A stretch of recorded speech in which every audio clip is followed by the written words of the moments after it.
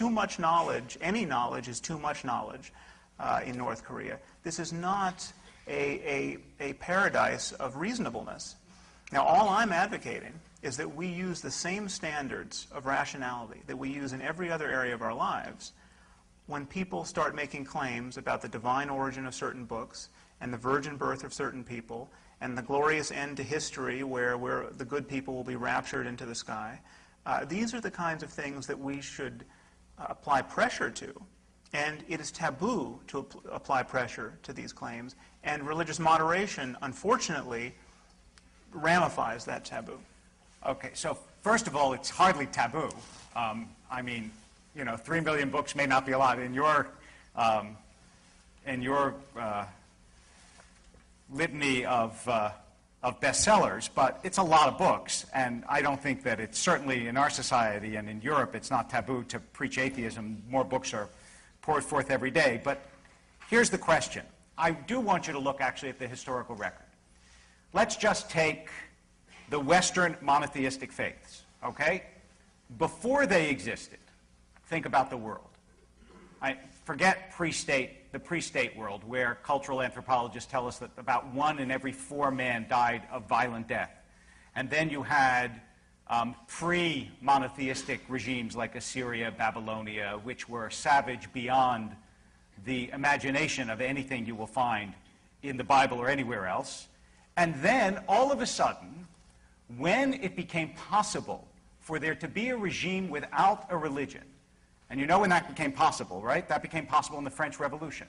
That was when it first became possible to not have a religion. Now, is it just an extraordinary coincidence that genocide started to enter the modern world, first with the bloodbath that followed the French Revolution, then with the Napoleonic Wars, that the worst war that ever happened in this country, the Civil War, was not a religious war, that when you had regimes, whatever you want to call them, that explicitly rejected religion, you had Stalin, Mao, Pol Pot, I mean, I could go on and on and on. It just seems to me an extraordinary coincidence, far beyond the possibility of believing, to say that, no, what was wrong with all these regimes is that they didn't think like Sam Harris. Because it's true, they didn't think like Sam Harris. But the values that you take with skeptical inquiry are values that, in fact, were taken from the religious regimes that you find unpalatable and that were rejected by all these regimes that were genocidal, including, of course, the worst from the point of view of any single country, which was Hitler, Mao, and Stalin. Okay, there are a few claims there that we have to shelve. One is this idea that you just claim that I got my morality from a religious tradition. Ask yourself, when you pick up the Bible or the Hebrew Bible or any holy book and find ethical wisdom in there, what is that process like? I mean, you pick up Leviticus or Deuteronomy, and you find that if a woman is not a virgin on her wedding night, you're supposed to stone her to death on her father's doorstep. Okay, presumably you choose to reject that pearl of ancient wisdom. And then you find another line, I think this is also in Leviticus, love your neighbor as yourself. Or the golden rule, as preached in the New Testament. And this resonates with you as a good operating premise to generate further moral intuitions. If nothing else, it's a good ideal to live toward. Now, that process, the guarantor of your morality in that case is not the book. It's in your brain. And this kind of truth testing is something that we bring to religion. Now, religion does a lot of work on people, and you can get good people to believe some very terrible things in the name of God, and this is what worries me about religion. And I think we waste time talking about Stalin and Hitler and Pol Pot, frankly, because these were political religions. These were dogmatisms through and through, and when anyone started to make too much sense in opposition to these dogmatisms, they were carted off and killed. These were not contexts in which rational discourse prevailed and the best idea won. So to call them science is just to misuse the term. And it's I mean, in the case of Hitler, it's just a total non sequitur because Hitler never really repudiated Jesus, and he used Jesus in his speech, and he was facilitated by 1,000 years of religious fulminating against the Jews in the name of Christianity. I mean, religion is implicated, certainly, in the Holocaust. So it's not, I think, a conversation worth having. I'm sorry, I brought a quote. This is from Viktor Frankl, who is a survivor and a therapist. This book, The Doctor and the Soul. The gas chambers of Auschwitz were the ultimate consequence of a theory that man is nothing but the product of heredity and environment, or as the Nazis like to say, of blood and soil. I'm absolutely convinced that the gas chambers of Auschwitz, Treblinka, and Majdanek were ultimately prepared not in some ministry or other in Berlin, but rather at the desks and in lecture halls of nihilistic scientists and philosophers. Okay, well, that is an opinion that I think we can all reject on its face. Really? Clearly. Do you really think you think Auschwitz yes, is the result absolutely. of I thinking think too that the clearly rejection, about the physical yes, world? the rejection of transcendence and the idea that human beings are all heredity and environment and breeding and eugenics and social Darwinism was absolutely a much greater contributor than the hatred of Jews? Than the rejected Christianity. Well, it wasn't just the destruction of the Jewish people. It was, don't forget, World War II, right? This was much wider than the hatred of one people. But yes, why was it focused on the Jews? In part because the explanation that Hitler gave wasn't theological. The explanation that he gave was racial. Had it been theological, I would say yes, theological. But strikingly, weren't the all roots these... theological? The history of anti-Semitism. There was a long history of anti-Semitism, but why did it never explode into genocide in a Christian government? It was, first of all, the history of the Jews in Europe is a history punctuated by, rather ceaselessly, by pogroms and murder that was explicitly religious. I mean, you have something like host desecration. Yes. I don't know if you know about this phenomenon that I came across while researching my first book. The communion host is thought to be, once blessed, is thought to actually physically be the body of Jesus. And therefore, if it's mistreated, this is, you can literally, in torturing a cracker, you are torturing the body of Jesus. There are accounts of whole villages purged of Jews who were accused of having mistreated crackers.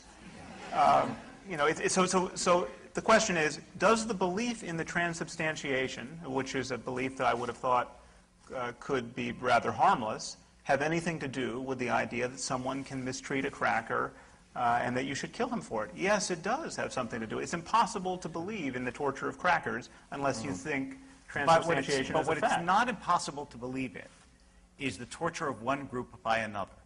And that is, as you know, virtually universal in human history. And it's given immense energy by religious hatred. The question arises, in what sort of regime are you likely to be able to get a society a la America where that is minimized? And it seems to me quite clear that if you look through history, although the depredations of religion, we could spend all night talking about the terrible things that have happened in the name of religion. But that would have much more power if you took essentially good people and made them rotten, as opposed to taking people who are predisposed to both good and evil actions and given them distinct identities one from the other.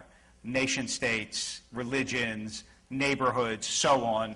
And what you get, almost inevitably, is the action of one group against the other. And in fact, the only transcendent idea that I can think of that really does tie one person to another is God, which is why when you actually filter that book through a person, as opposed to, say, just opening Deuteronomy, which no tradition that I know of suggests is a way to learn morality, but when you filter it through a person, you get someone like Isaiah who criticizes Jews on the basis of the Bible that he knows far better than we, or Hillel who, when he's asked to summarize an entire tradition, knowing it intimately and intricately, doesn't say, go persecute someone.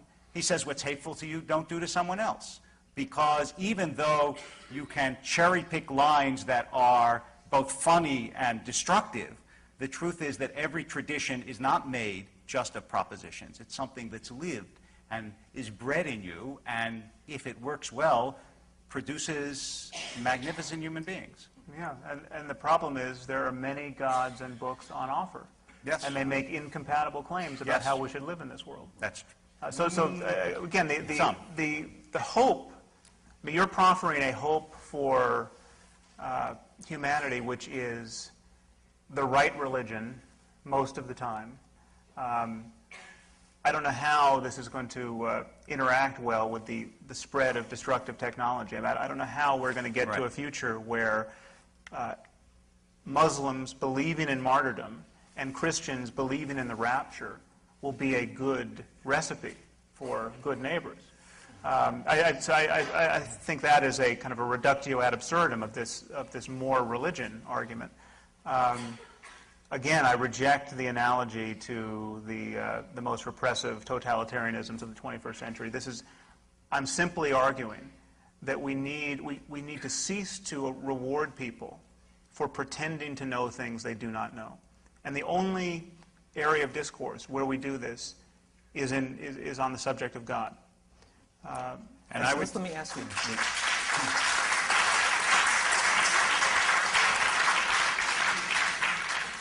On the issue of uncertainty, I'm curious how you two reacted to news this year. This is the year the world learned that Mother Teresa, Calcutta, suffered her own crisis of faith. And she wrote some letters which were published. And in one of the letters she wrote the following: I am told God loves me, and yet the reality of darkness and coldness and emptiness is so great that nothing touches my soul. Mother Teresa. Yeah. Were you surprised? What did you think of that? Well, there was a certain gratification that spread in the atheist community. Ill-concealed. Yeah. I mean, the one thing I would say about that is that the other thing that Mother Teresa's letters articulate is the process she went through of confessing her doubts to her superiors. And at one point it was recommended that she view all of this as a sign that she was sharing Jesus' suffering on the cross. Now, this is kind of a brilliant moment of hermetically sealing a worldview. And so when I wrote about this, I said, ask yourself, when even the doubts of experts are used to confirm a doctrine, how could it possibly be disproved?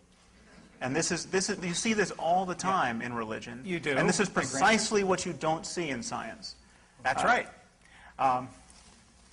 But that's not a bad thing. First of all, ask yourself this. Even despite her doubts, if Mother Teresa weren't a devout Christian, do you think that she would have spent her life among the lepers of Calcutta? Many secular people do just that sort of thing. I mean, seriously percentages in terms of the kind of self-sacrificing work that she did. The truth is that it is not only is it far higher in terms of religious people, but I'll tell you something else in which Mother Teresa is an anomaly. Are you aware of the fact that overwhelmingly in study after study, and I can show you a notebook full of them, that religious people are psychologically happier, have better family lives, feel less lowered anxiety, on and on. I mean, I can give you a whole list of things in all the studies. And that also, it seems to me, makes some argument, because everything in the world that human beings need in order to survive and to thrive exists in the world. Other people, food, sleep, God. Those things that the human soul craves and needs are real. And you have two choices. It could be that we were tossed up by an accident of ancient chemistry, in which case it's remarkable to think that this product of evolution by blind forces could really understand the world around us. I mean, why in the world should science work if your brain is purely a product of evolution? Right? There's no reason why you should understand the world or be able to understand the world.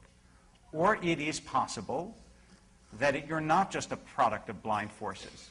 And neither, despite the darkness that she felt in her soul at times, was Mother Teresa. Which is precisely why we not only can understand the world, but we can understand more than the world. because our origin is of the world and also not of the world. And the reason that our minds can do something more than just operate on instinct is because we operate all the time with things that are not physical, right? Ideas, words. I can say something and change the physiology of your brain. Now, how is that? Unless there's something more to your brain than physiology. Okay. So, Now, This is I've kind of let you run on there for a while because and awfully Christian of you there.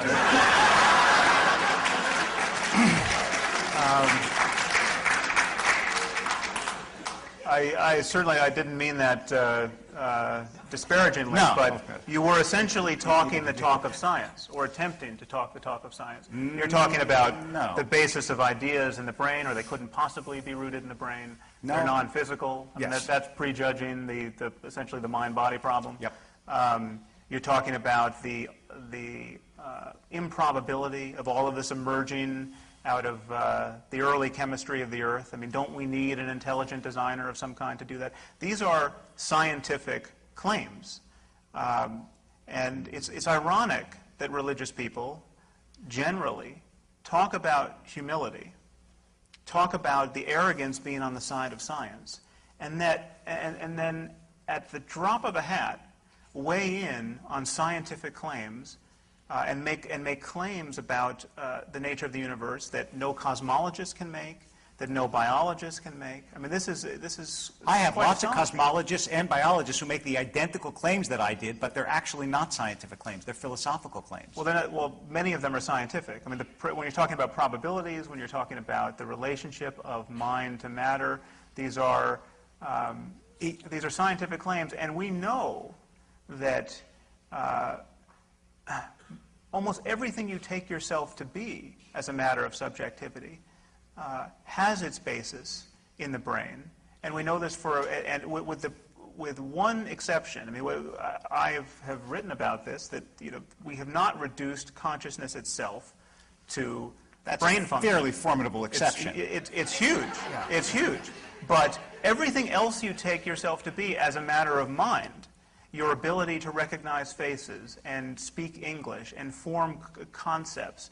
I mean, people have this naive idea. When you think of yourself as a soul that may yet survive your death, you are thinking of yourself very much intact. I mean, the stories of going into the tunnel of light and recognizing Grandma entail a fair amount of mentality. Mentality we know can be disrupted at the level of the brain because we see these neurological complaints all the time.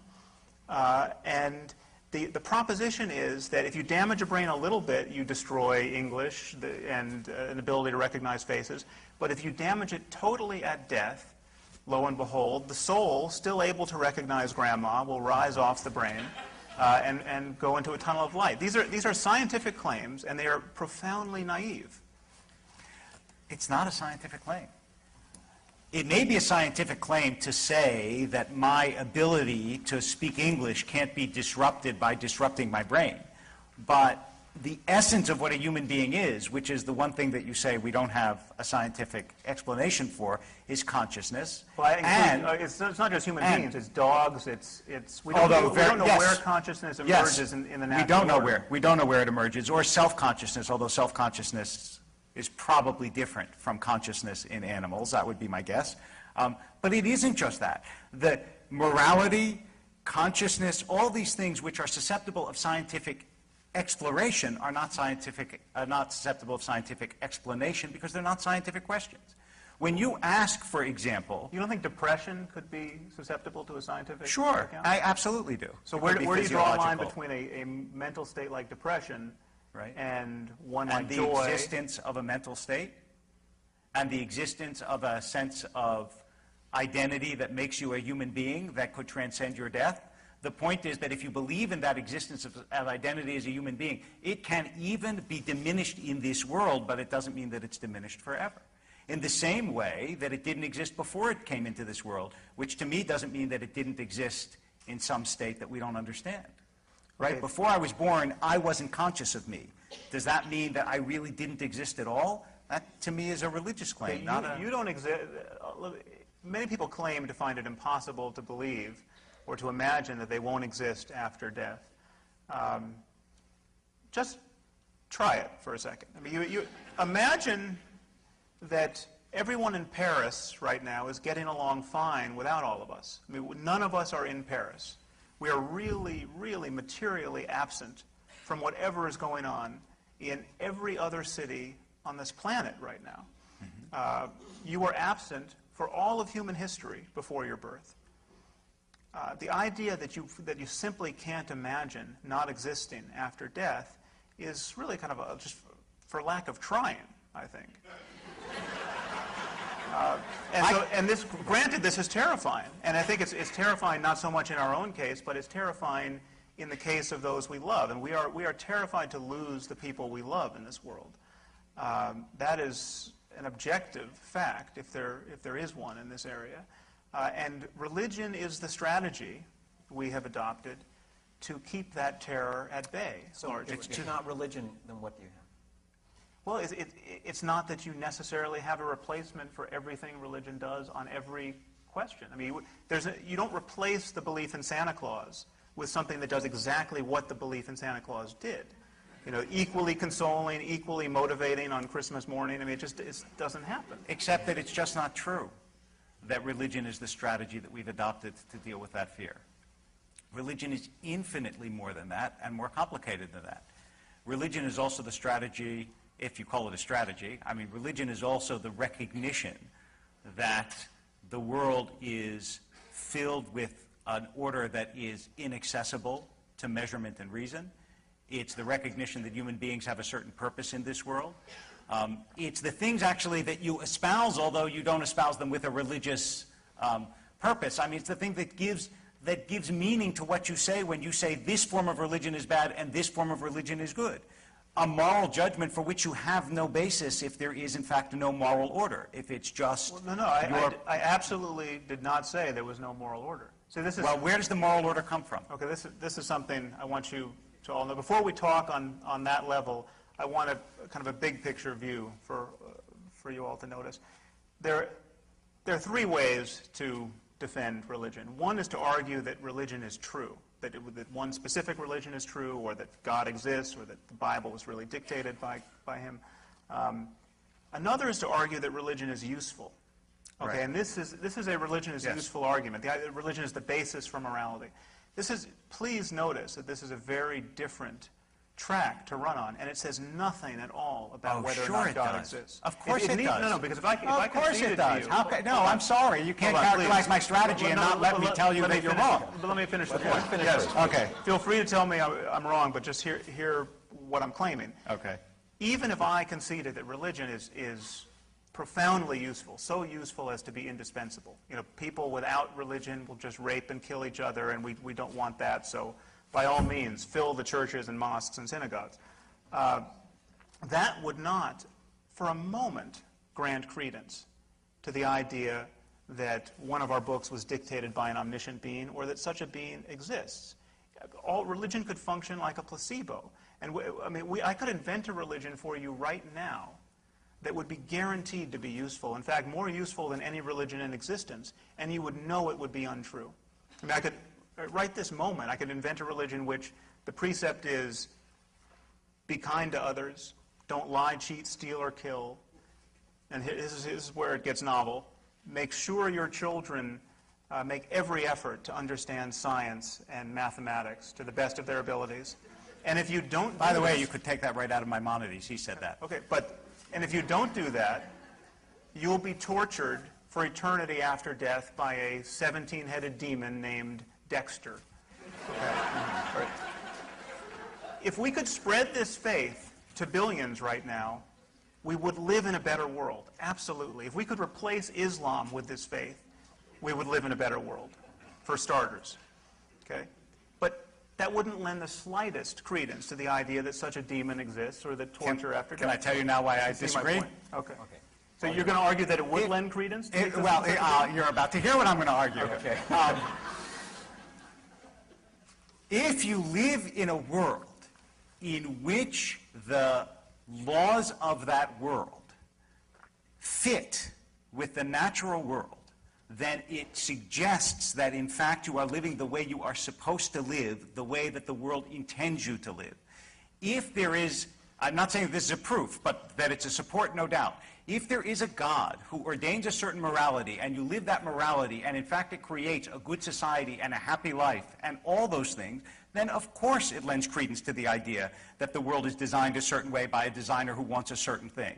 And when you say, well, I'm going to take all those moral principles and separate them from God and watch, if you do those and you learn science, you're going to live a good life, all I would say is, absolutely it does. That's exactly what religion has been saying, and the reason it has been saying that is because religion is based on the notion that there is this invisible order which human beings can participate in, that is ordained by something that is transcendent, and all those things combine to provide the religious person not with proof, because you don't ask for the same kind of proof that you do in science, but with conviction that that's true. Wait, it's not a question of convenience. It's not a question of convenience. Do you ask for the same? If I say Sam Harris's prose is straightforward, do you say, oh, it's very convenient that you don't have to prove that scientifically? No, you say, correctly, the judgment of straightforward prose, even though it may be universally shared, is not something that's susceptible of scientific proof. It's just the way it is. Or if I say Saul Bell is a wonderful writer, and you say to me, put that in a test tube, put that in a test tube, or I won't believe it. Yes. No, but no scientist, the existence of God is not a scientific claim. No scientist and no atheist has ever argued that every claim is scientific or needs to be subjected to that kind of proof. This is really a matter of common sense, and yet religious discourse I couldn't agree with you more. It is a matter of common sense. And yet it's violated all the time when you say to me, why isn't there any proof for God? And the answer is, it's not a scientific claim. That's exactly, I mean, for the last, 45 minutes, that's what I've been trying to say. What people actually believe is that one, they're rewarded after death in certain circumstances. They will be rewarded. There's a difference between an eternity of happiness and an eternity of suffering. And it really matters what name you call God and what you believe and the precise kinds of practices you engage. And in the case of Islam, it matters if you die in the right circumstances, and nothing's more auspicious than dying a martyr. So I'm happy to make common cause with you to say this kind of religion is bad religion. Okay, but when you extrapolate that to all religion is bad and we should have the end of faith, what you're doing is you're doing the equivalent of saying, because there is junk science, let's throw out all the PhDs. No, it's a false analogy. I'm objecting to the very thing you are typifying in this conversation. You are saying that religion is not a matter of making those claims to knowledge. Religion. No, I said God isn't.